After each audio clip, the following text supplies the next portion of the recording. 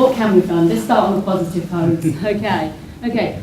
What we've done is very much take feedback from, as some of the guest speakers have said, the work that you've already done here the year ago when there was a meeting to talk about the Marsh Million and what it could become. So we've taken some of the experience of what we've already run and also of what people have said they would like to see in a programme offering business finance, 0% loans to businesses. So we are funding new equipment and machinery.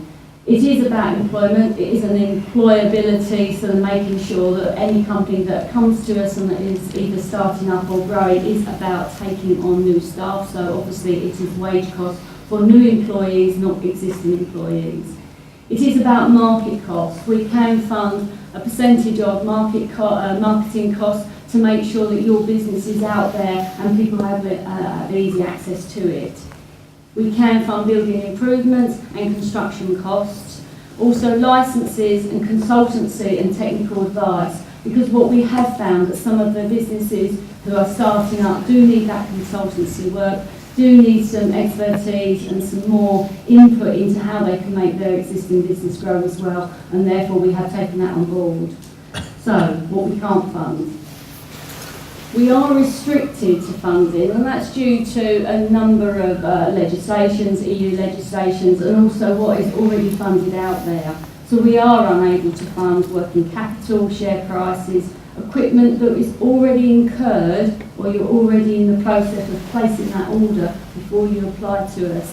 So please, once your application comes out, talk to us about your ideas, what you actually want to do, but don't put any orders in, folks, if you're actually going to apply for us.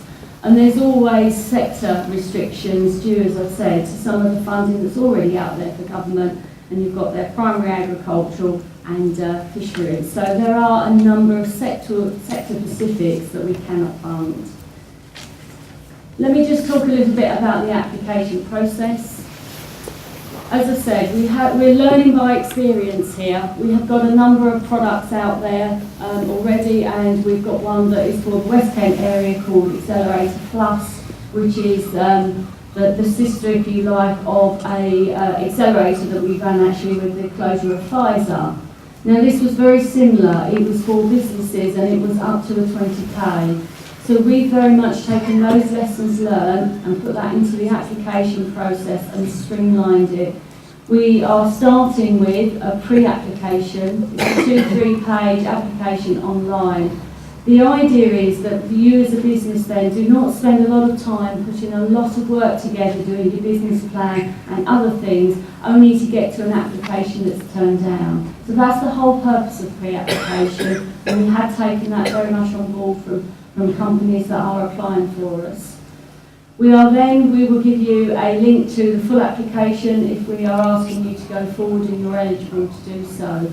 At that point we will be asking for some documentation, we will be asking for 1 year's accounts, profit and loss, a forecast, and a number of things that help to us to look at that product and say, yes, okay, this proposal is going to go forward. We are asking also at that stage for a business plan, and I can see a number of you sighing because of the business plan. But we've very much, again, taken that from feedback from businesses that have already applied to us, because even those who actually haven't got through the application process, we often hear the most valuable thing they walk away with is their business plan. So we have included that in this application. Once you've actually submitted your full application, then we appraise the actual proposal, and then a decision will be made.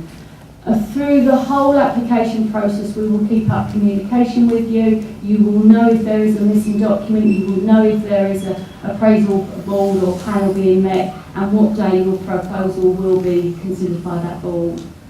We are then, as always, we will be monitoring. Though it's a 3-year programme that obviously has the application process open whilst we have that funding, we will be having to monitor for up to 2 years beyond that because of the actual job numbers and the sustainability of jobs.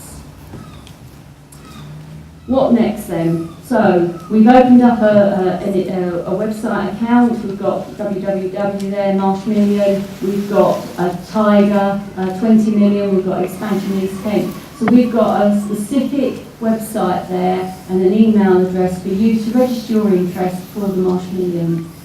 Once we actually get your registration, we will start to give you some guidelines, more detailed guidelines to get you thinking about your application. We're advising you to speak to any of your business advisors, and I know there are a number of business organisations in the room. The Chambers are here, Kent Business Academy are here, Enterprise First may be here.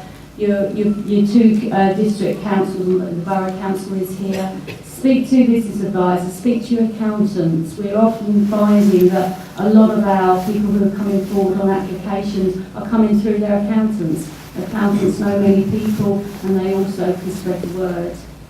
And then we are open for the pre-application, that short 2-page application on the 23rd of September. So I really do welcome your comments once we put the actual guidance out on the pre-application form, and I hope to meet and hear many stories of businesses coming forward for the Marsh Million. Thank you very much.